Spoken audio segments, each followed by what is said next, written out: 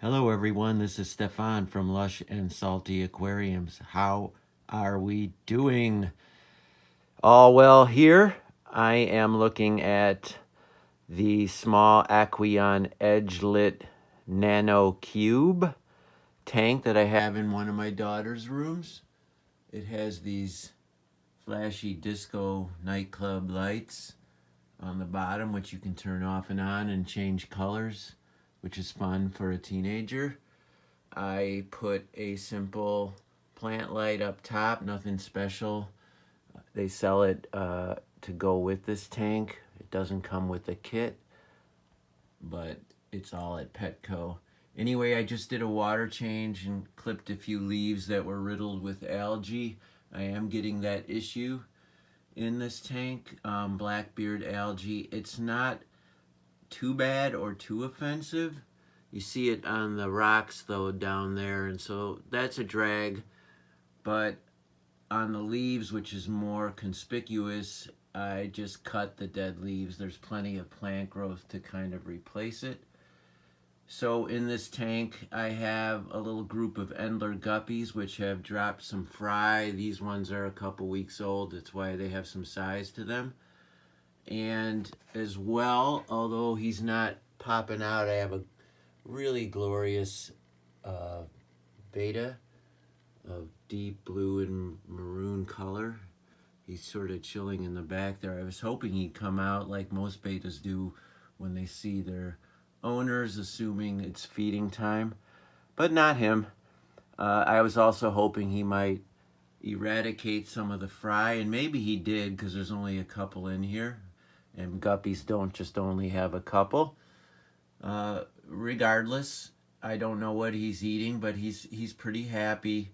He mostly likes the betta food I put up top, simple pellets, betta pellets, and like everything else, adores live food, black worms, brine shrimp, etc., which have been a little harder to get because of the pandemic and heat waves and wildfires, that especially the black worms. But I raise my own baby brine, and I can generally find adult brine shrimp for a couple bucks at a number of local fish stores in the Bay Area. So the plants are doing nicely in here, save for some minor algae problems. This Anubias looks really good. You see a little bit of the early growth of blackbeard. You see one fuzzy piece there. The Java's a little ratty looking, but I'm okay with it. As a group, it shows fine. And it's hardy. It's not any kind of wasting disease like you might see with a crip. It's just the gnarly nattiness of a Java fern. I just took a lot of the duckweed and frog bit out. It'll be all back on top within a week. But I did a clearing basically, haircut on gnarly plant growth, a water change, cleaned the filter by basically just washing the biomedia in tank water and hosing down the parts to the simple mechanics and replacing everything and turning it back on. I'm not sure what else to say about this tank. It's doing well.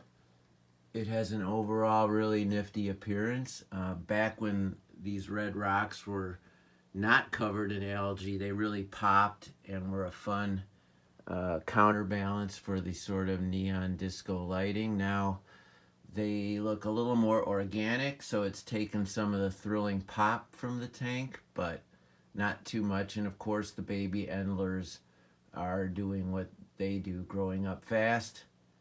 And finally, there's a group of pygmy hasbrosus catfish in here, which do pretty good job of cleaning food that falls to the bottom, but nothing on blackbeard algae. That's not their thing. I don't expect that from them. I don't see a damn one of them, but there's 4 or 5 in here. So that's my update for this Aqueon Edge-Lit aquarium. It's a nice kit. They sell different sizes. You can get it at Petco. If you have any questions, comments, just hit me up. I'm happy to talk. I would love it, as a matter of fact.